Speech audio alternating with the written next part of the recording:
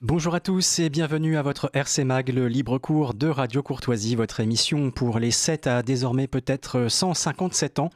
Dans cette émission spéciale Charlie Kirk, cette tragédie qui a bouleversé l'Amérique et qui a l'a fracturé plus qu'on aurait pu l'imaginer.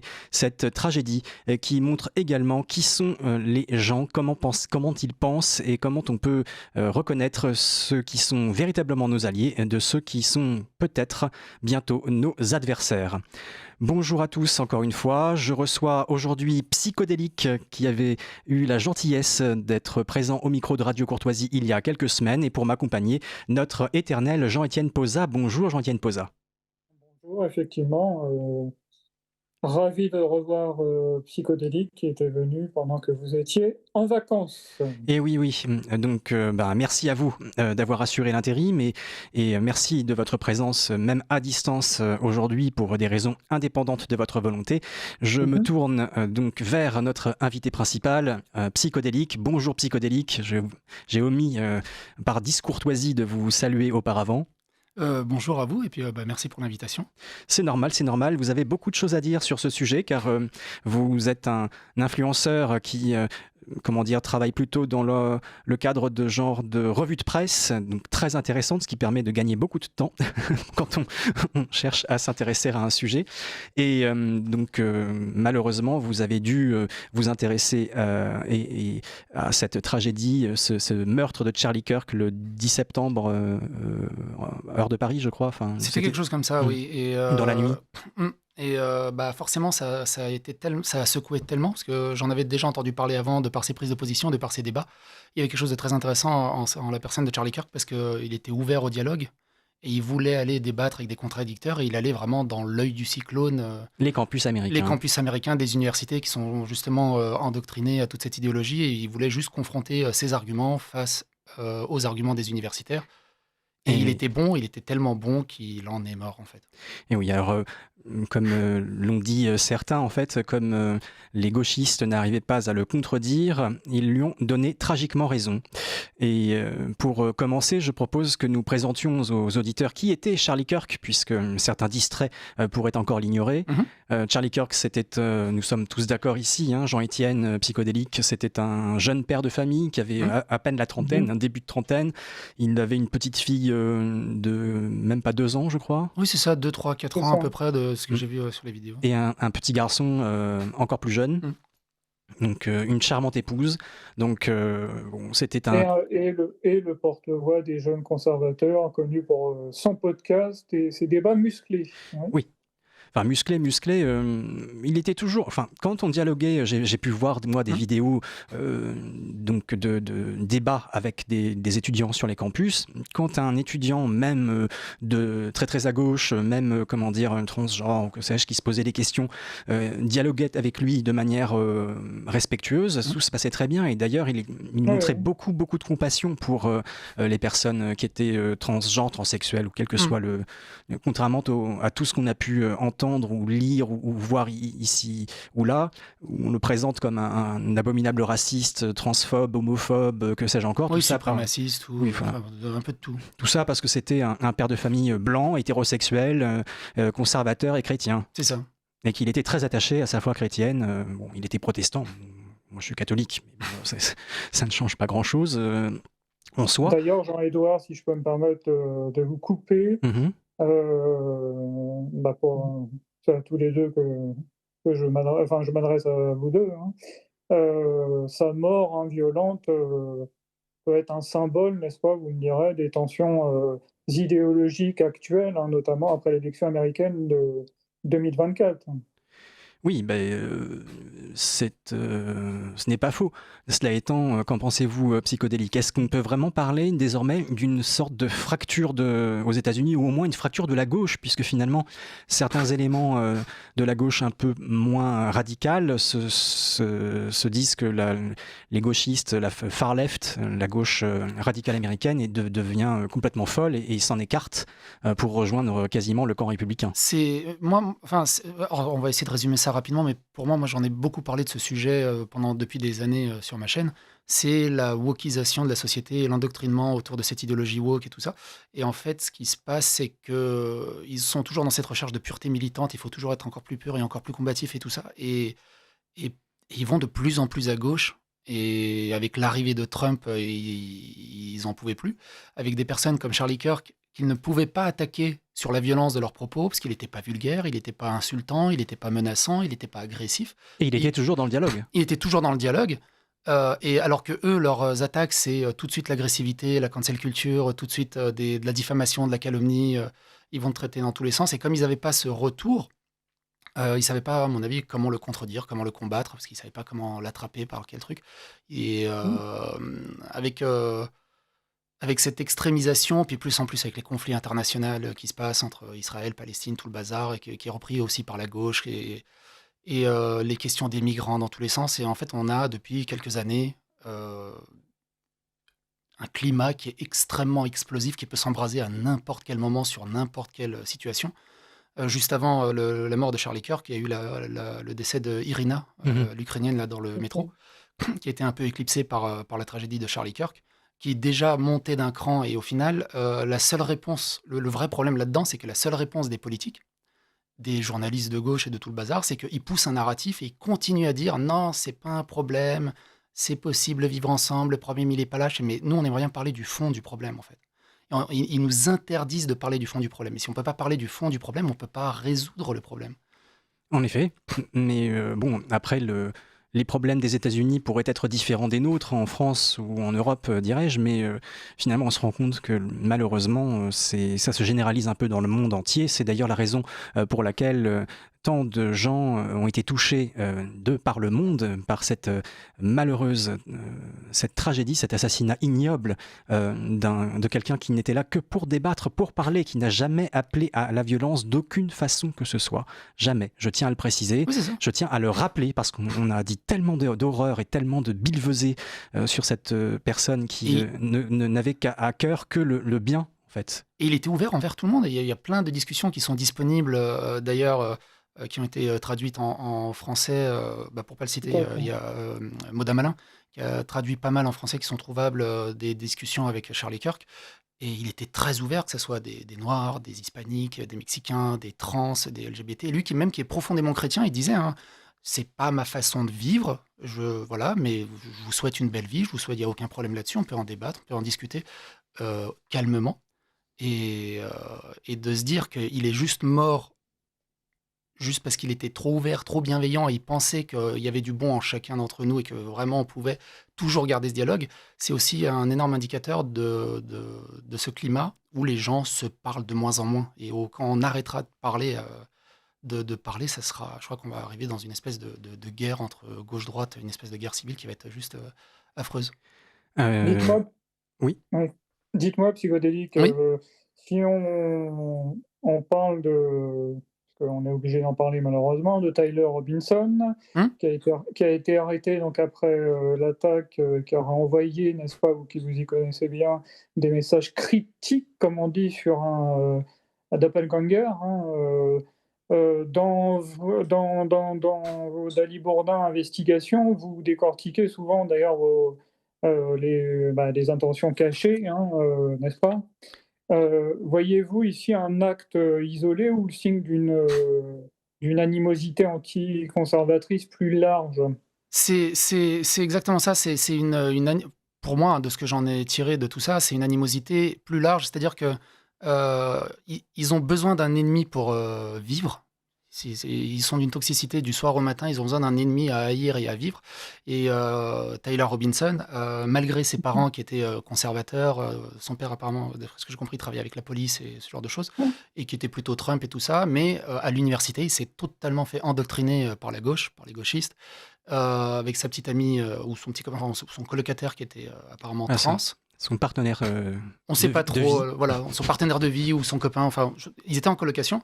Et du coup, cette idéologie très trans qu'on retrouve même en France, des discours sur Twitch, sur Kik, par des personnes trans, par cette extrême gauche extrêmement violente qui appelle aux armes, qui appelle à la haine, qui traite tout le monde de facho, tout le monde de raciste dès que ça les dérange.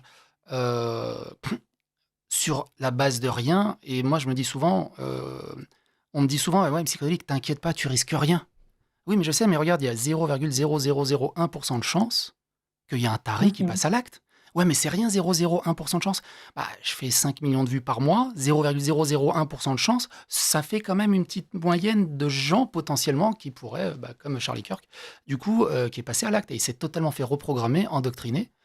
Et oui, comme disait Jean-Étienne, c'est pas spécialement contre Charlie Kirk, mais c'est vraiment un amalgame de toute cette haine de Trump, de la droite, des fachos. Ils ont l'impression d'être dans des guerres de tranchées et de voir des nazis absolument partout.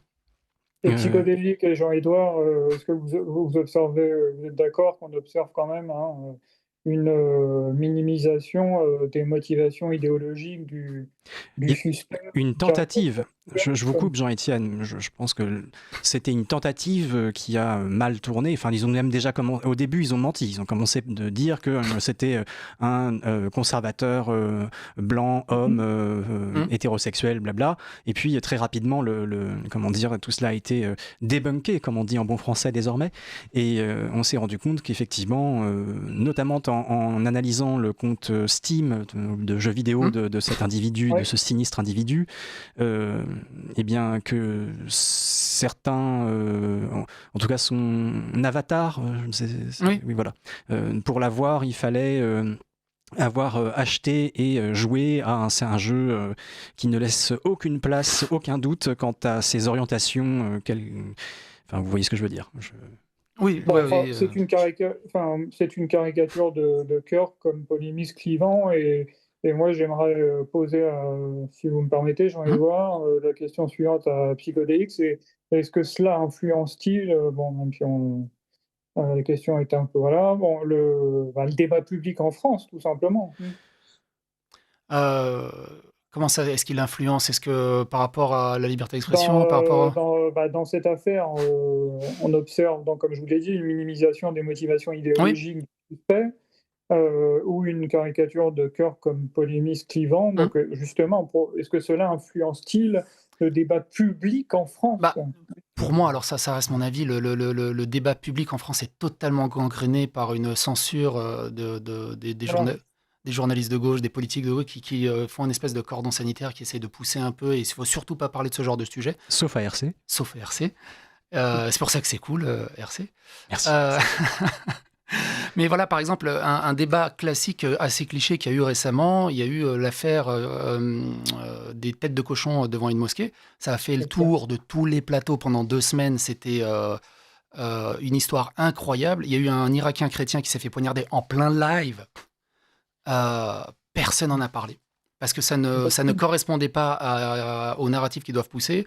Ils doivent cacher les origines des problèmes, parce que ça peut faire le jeu de l'extrême droite, parce que ça peut faire stigmatiser certaines communautés. Et du coup, pour moi, le débat public actuellement sur les médias traditionnels n'existe pas.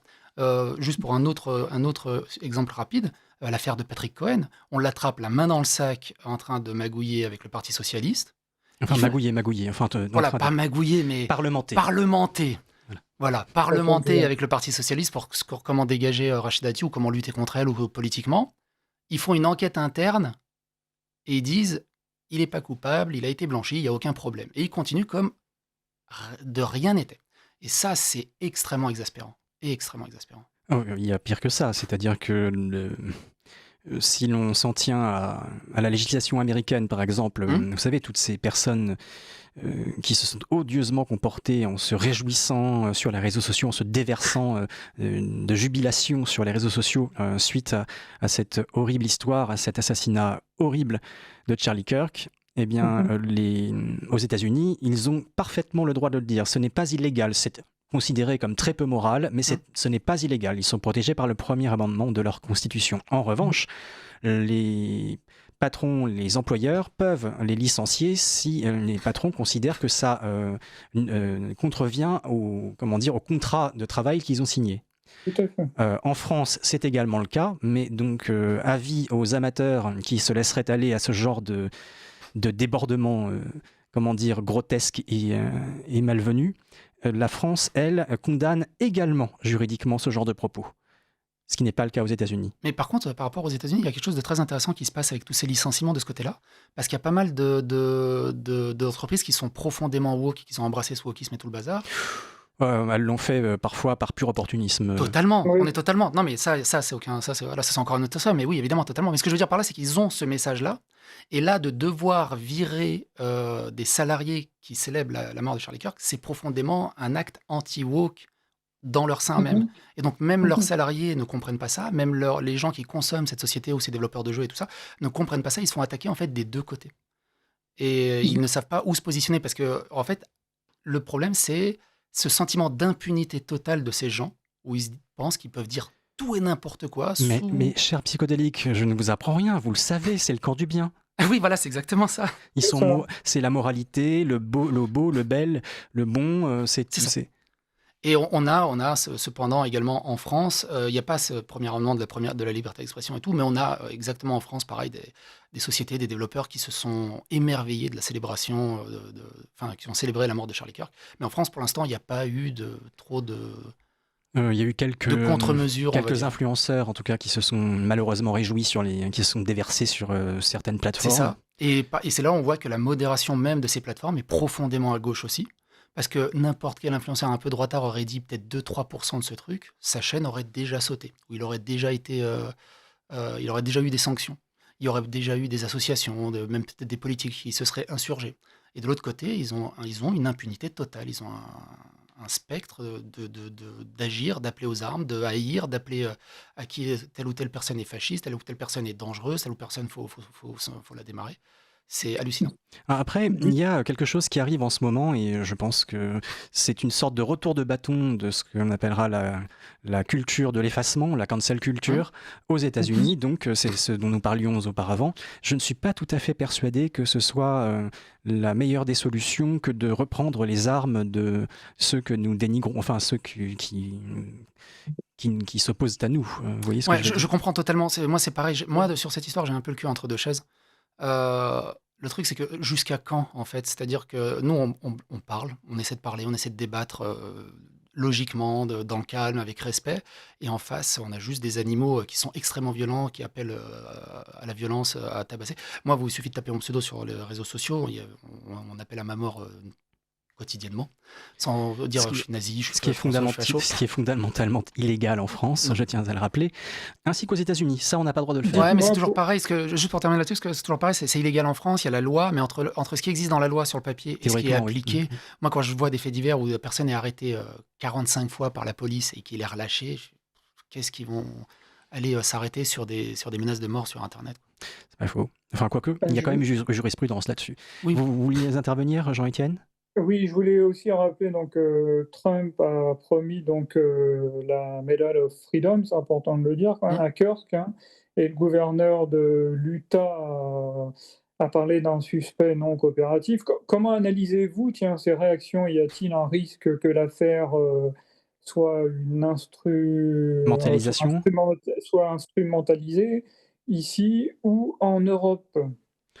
Oh bah là, Bah, il y a des gauchistes, enfin les gens de gauche et tout le bazar essayent déjà d'instrumentaliser l'affaire en disant que Tyler Robinson était quelqu'un de droite, d'un mouvement obscur de droitard qui est pas trop connu et tout ça, qui a été débunké des milliards de fois.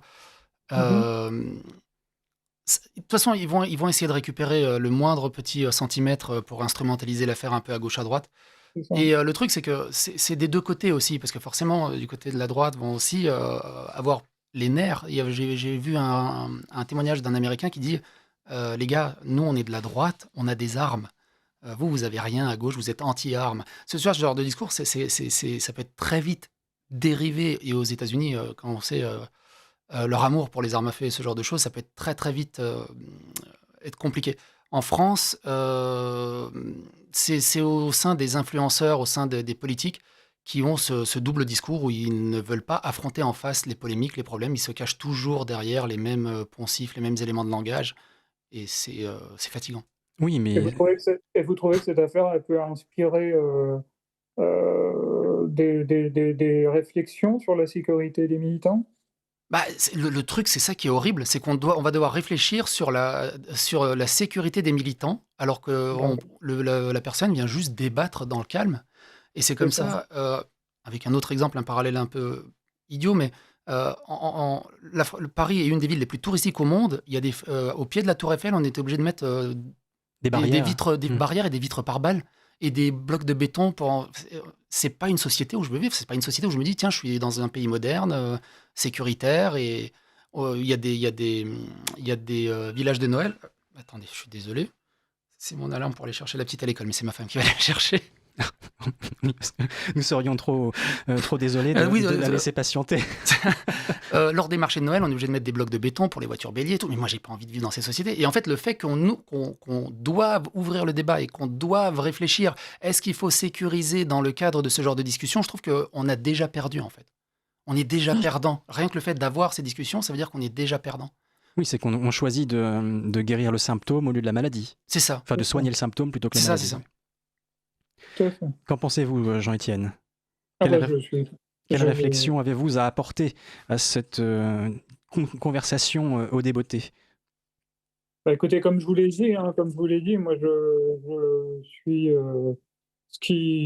j'ai insisté, comme je vous l'ai dit, sur bah, les réflexions qu'il faudrait avoir sur, la sécurité, le débat public en France. Enfin, voilà. Et puis, tous ces médias mainstream là, qui ne sont pas là pour, grand-chose, Moi, quoi. il y a quelque chose que je pousse là dans mes vidéos comme réflexion un peu provocante, on va dire. En Belgique, ils ont un cordon sanitaire. L'extrême droite n'a absolument pas le droit d'apparaître à la télé, ce qui est complètement ridicule. Oui, enfin, ce qu'ils appellent l'extrême droite. Hein, parce Oui, ce qu'ils que- appellent l'extrême droite. Voilà, on va pas Ouais. rentrer dans tous les petits détails, évidemment. Mais voilà. Et en fait, je me dis, ce qu'il nous faut en France, c'est que des politiques commencent à dire on a besoin d'un cordon sanitaire pour dégager l'extrême gauche. Des écoles, des plateaux télé, des journaux et ce genre de choses. Pour qu'ils Mmh. comprennent. Et je me dis peut-être que si on pousse ça assez loin, ils vont peut-être comprendre que c'est complètement contre-productif ce genre d'attaques qu'ils font non-stop.